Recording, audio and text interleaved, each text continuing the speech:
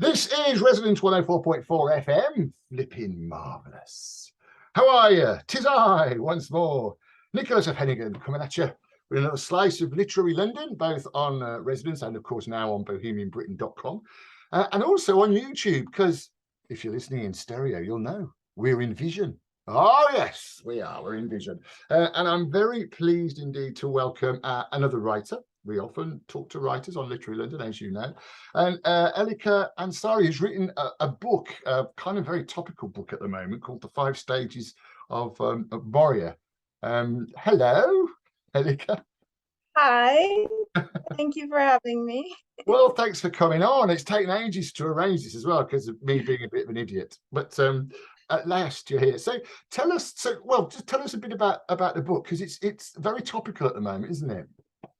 Yeah, so the book is called The Five Stages of Moria, and the subtitle, in quotation marks, is The Worst Refugee Camp on Earth. So Moria, for those who may not have heard of it, it was the largest refugee camp in Europe, in Greece, in an island called Lesbos that burned down 2 years ago. And I used to work there, 2018 till 2021. I was working in the camp and then out of the camp once it burned down. So it's autobiographical fiction based on the stories that I came across while I was there. I also have myself in there as a character. And have you been writing? We must talk about the camp, obviously, but have you been writing for long? Is this your first book? It's my second, actually. The first one was published in 2019. It was a bit different. It was a middle grade novel about climate change. But it was like fantasy, getting kids to think about it through fantasy. So this is slightly different in that the age is different. It's probably, I would say, 16 plus. But I usually try to write around topics that I'm interested in, like social causes and stuff. They do say yes, yeah, right about what you know. So what? Before we get onto the camp thing, what's your sort of background? Were your parents kind of politically aware, or what? Tell us your story. Well, I'm originally from Iran. I came to London when I was 7 years old. Um, and my family, we stayed not as a refugee. I was a migrant. I was an immigrant. And actually, I start the preface of the book by saying, "Let me begin by confessing I am not a refugee." So there are some parts of the journey are similar with immigrants and refugees, but I acknowledge that for refugees, a lot of the journey is a lot tougher and a lot more difficult. So I moved here when I was 7, then we settled down in Spain a few years later, and then after I turned 18, I came back to the UK to go to university, and then I've sort of traveled and worked in different countries, the last one being Greece before coming back to London. Yes. Do you think your sort of background has given you a bit of a wanderlust? Is that why you've sort of travelled a lot? I think so, yeah, because I've been traveling since the age of 7, like, you know, well, I wouldn't want to say against my will. It wasn't so much up to me at that age. But later on, it became sort of a way of life, you know? And then just last year, I decided, okay, that's enough living out of the suitcase for me, and decided to settle down here in London. Also, I think working in the camp for this many, so I worked in Greece, not just in that camp. I had been working since 2017, so about 5 years in total. And it came to a point where I've started to feel I don't feel as needed here anymore. Whereas if I had left, let's say 2 years ago, at the height of the crisis, where there were more than 20,000 people in the camp, I would have felt like I need to go back and do my bit. So I mean, and there were many instances, on 3 instances I left, and actually I thought I'm not going back because it's quite intense, working in that context. And I thought I can't do this anymore. But something always kept dragging me back. So, but this time I think I've left for good for now. And do you think you got that from your parents? I mean, did they do similar sorts of work? Um, I mean, my parents, they've always been very philanthropic. They've been very involved in social causes, but work-wise, no. they're more in the business sort of world. Yeah, not in the humanitarian, but they've always been very, very interested in social causes. Yeah, I mean, it's just interesting as well, you know, because I slightly with my family, because my mother ended up running a young women's hostel in Birmingham, and my sister was a police cadet, and then my brother went into the ambulance. Anyway, just like it struck me, and I was a social worker for a while, residential social worker, and it just struck me how all of my siblings there must. That's why I'm asking you. There must be something in our background. I mean, Dad was a factory worker, and Mom was a housewife, so I'm not quite sure where it came from. But Yeah. what did you read at university? What did you study at university? So I studied international relations at first at St. Andrews. Ah, Um, and then I studied there was like a master's, Erasmus Mundus master's, where you would go to 3 universities. I did something called Crossways in Cultural Narratives, which is very wordy, but it was pretty much like literature and philosophy. And the last thing, I also did a master's in Belgium in anthropology and development studies. And I think that really spurred my interest in working in organizations and like like I was working in Doctors Without Borders in Greece, and it was very much a critique of organizations. So it was quite grim in that it got you to think about how international organizations were born after colonialism and what they took from that. So it's a little bit grim, but it's really, really useful, I would say, if you work in the humanitarian field. yeah, it sounds fascinating as well, actually, and well done. St Andrews is lovely, isn't it? One of my plays went up there. How fickle am I? Yeah, I went up to see it. St Andrews University. It's a lovely, lovely part of the world. And so, It is. what started you writing? I mean, did you always know that you wanted to write? I mean, yeah, I mean, I've always been interested. Since I was like maybe 9 years old, and we did like a writing project for English class. At the time, my older brother was the only one who had a computer in the house, and he wouldn't let me use it very much. So, so my mom bought me a typewriter, and I remember I spent like a whole summer writing some murder mystery novels. Um, really, really bad ones, but so I've always been interested in writing since I was very young. And at uni I tried to look for like creative writing clubs, and always had this writing in the back of my mind, always tried to um structure my classes, my work, in order to have some time for writing as well. Trying to hone the skill, but at the same time I think I didn't have much to write about at the time, whereas with these experiences, it gave me sort of a wealth of ideas of what to write about. And do you think you had half an eye when you thought, I'm going to do these particular jobs because it will give me material for writing? I'm probably being incredibly fickle there, but was there something in the back of your mind thinking, if I do something extremely dramatic, there's a story in that? I mean, to be honest, at the time, I didn't even like, because when you're working there, you don't even have time to think about what you're doing, because things are happening so fast, and there's no time for reflection. At the time I just wanted, like, I would start like maybe here, then pressure would build up, I would reach like a tipping point, and I'd be like, I don't want anything to do with this work or this clinic or this line of work, and I would go away. I don't want to, like, I didn't want to think about it anymore. So it didn't occur to me at the time, but later, when I did have some time, like away, some time to reflect, then that's when I started to think about it. I started to think like, because actually the title of the book, The Five Stages of Moria, the structure of it came to me when I started to put things into perspective. So it's modeled around the 5 stages of grief. And I started to think of Moria as this traumatic experience, drawing at all these people together from all different walks of life. And I was like, it just clicked for me. Like, I could immediately tell, after having worked there for so long, who just arrived in the camp. So they were in an utter state of shock, who had been there already for a few months. They were feeling guilty, depressed. They couldn't put up with life anymore. So it was only after I'd spent some time away that I got some time to think about it, really, because there you just do, you know, you're just like running around, you know, doing this, doing that. You don't have time to think. And how did you say, were you working in Greece anyway? How did you actually get involved in the camp? I went so before Greece, I was working in Belgium, and I was so you know, following on from my I'd finished my international relations. I was doing my master's in development studies. And while I was doing my thesis, I got a traineeship in the it's called the European External Action Service, which sort of functions as the Ministry of Foreign Affairs for the European Commission. And I was in the branch that dealt with Afghanistan and Pakistan. And at the same time, I was still also I'd started volunteering with Afghan refugees in Brussels.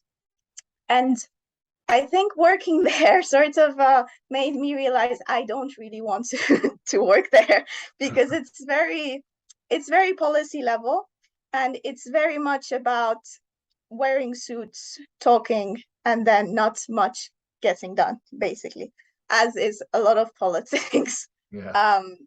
So while I was volunteering at the same time, I was seeing, like, you know, people have very, very basic needs, and here we are, you know, talking about the use of one word in a policy document. So it didn't really speak to me, that line of work. And at the same time, the EU-Turkey deal was signed while I was working there. And that's when the policy of containment came into place, whereas a lot of people were getting stuck on the islands in Greece, and they would end up staying in camps like Moria for many, many months, whereas these camps are constructed to be transitory. So it was because of the policy of containment. So there was a new crisis emerging. And it felt like I wanted to go there and help, because I speak Farsi. A lot of the refugees were from Afghanistan, so Dari, Farsi, very similar. Some of them from Iran, so I could speak the language. So I was looking for opportunities to go there. And I found one in 2017. I think it was spring, and I initially went to Athens to work for the Danish Refugee Council. Wow, what a great story. We must talk. Did I drop the? I'm not sure if I've dropped this on you. Have you got a little bit of the book you could read for us? Yep. Yeah. Well, so what we'll do, I'll just give you a sec anyway. So I'm Nick Hennegan. This is Residence 104.4 FM. We're also on bohemianbritain.com. I'm talking to Elika Ansari about her book, The Five Stages of Moria. I'll get it right one of these days. So we're going to hear, in fact, shall we do that now? Let's hear a little bit from your book, if that's okay. Sure. So I've got a passage that I have in mind. So this is so the Five Stages of Moria, we have 5 characters, and one of them, it's my favorite character. It's a little girl. Her name is Ferishta, and she's Afghan. She's based on a girl that I knew, who basically risked her life to save her little brother from a fire. So this is one of the first fires that we had in Moria. Unfortunately, we have many, because it was not a very well built camp. So this is not the final one that destroyed the camp. So I'm going to read from Ferishta's chapter. The camp is burning. I don't know how it happened.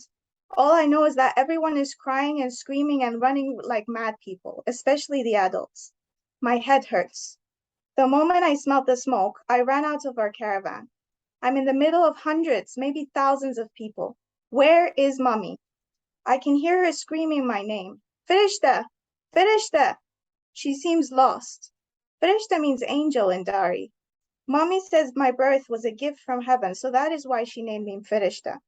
Ferishta, where are you? She cries out for me over the crowd. I can see her now. She looks so sad when she's worried.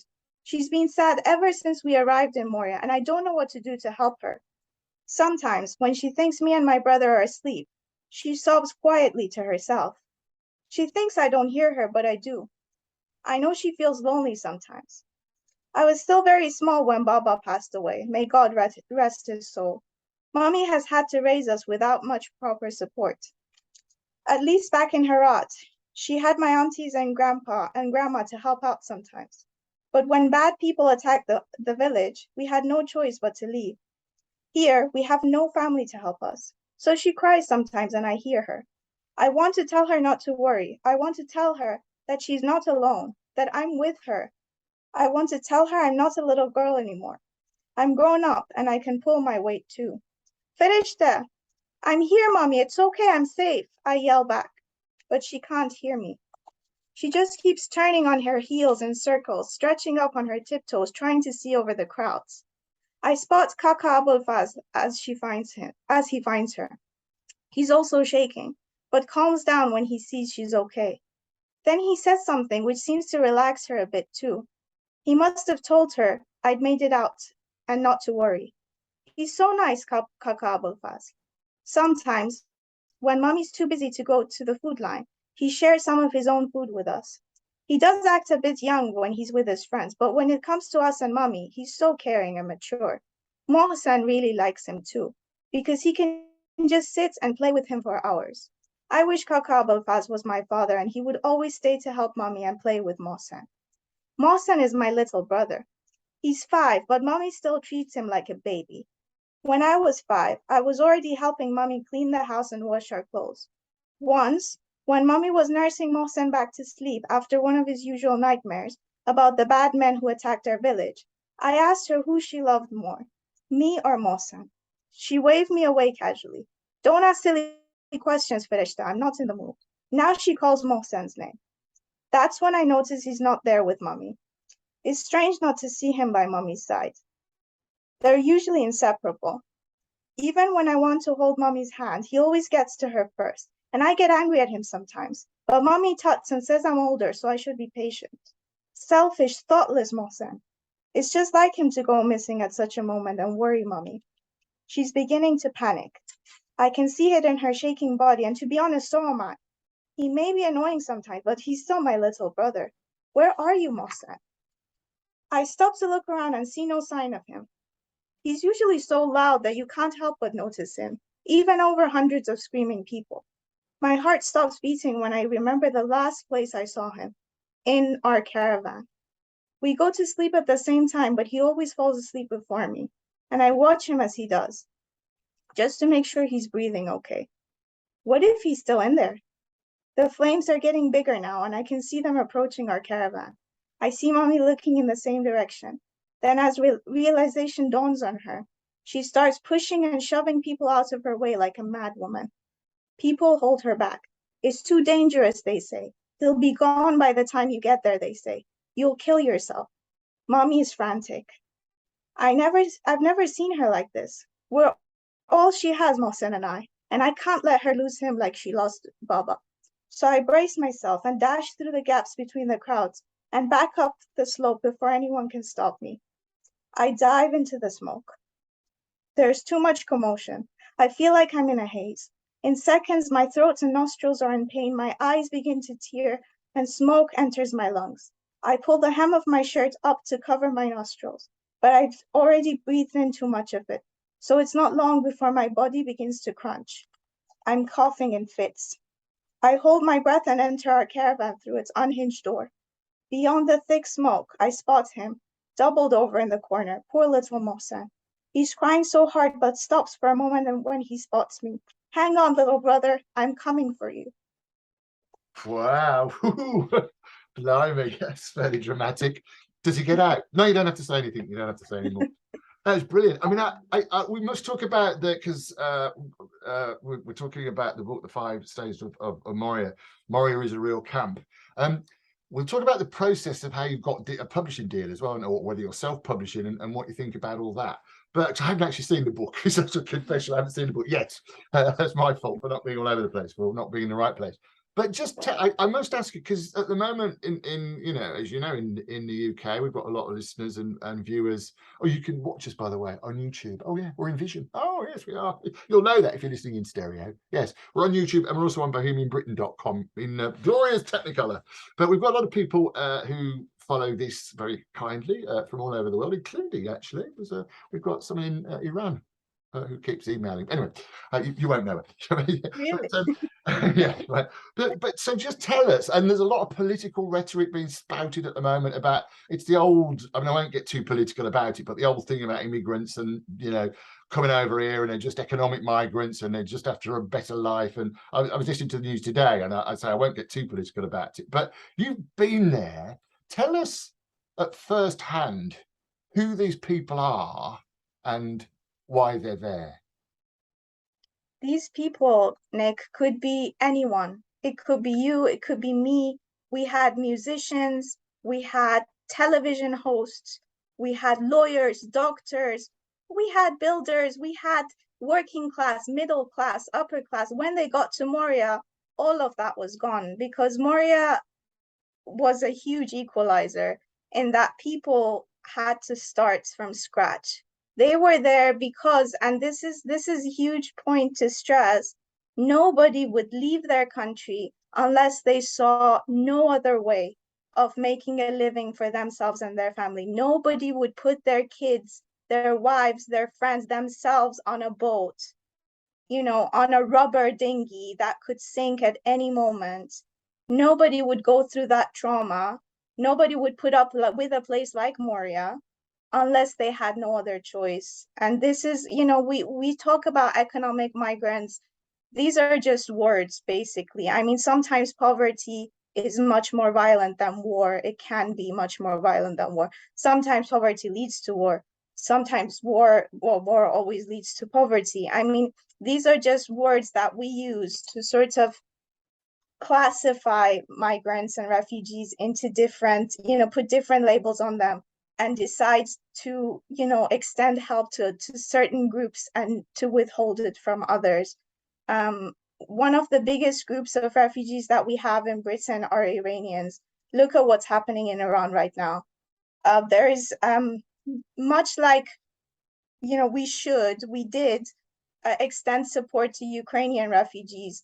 That in the same manner, we should do the same to all other refugees, you know, finding safe routes for them to come here, finding sponsorship schemes to, you know, put them up somewhere safe.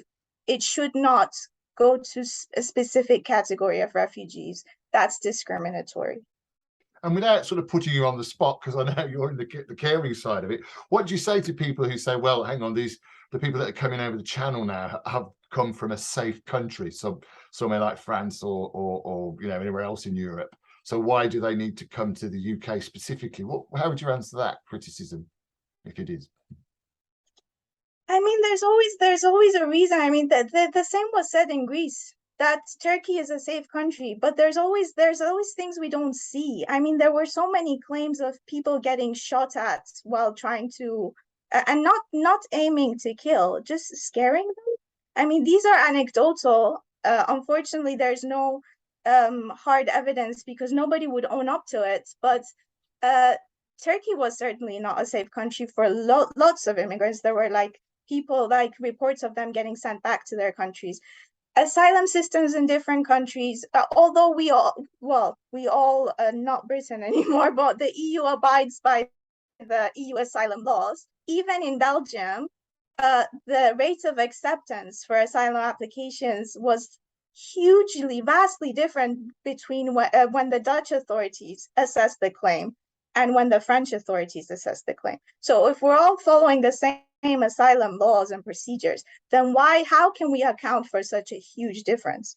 There are many reasons why people cross the channel. They may have family here, they may have there might be other opportunities here, there may be thousands of reasons. I don't think we can account for the Dublin regulation, which very unfairly states that certain countries need to be responsible for all the asylum claims that come through. And that puts pressure on countries like Italy and Greece, which themselves are struggling economically. I think there's a lot of things to be reassessed here. And it's just finding a way to sort of take away responsibility from countries like the UK because they're harder to reach, you know. Yeah.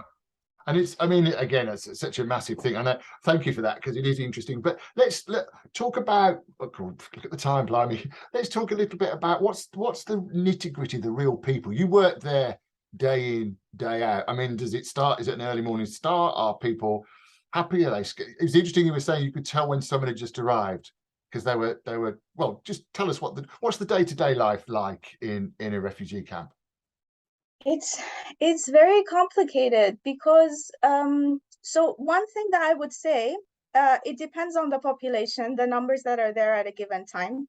At a time where we had 20,000 people in a camp that's built for a maximum 3,000 to 4,000, it was all about lining up, you know, queues for this, for that, for doctor, for legal support, for the, you know, and spending hours in the line.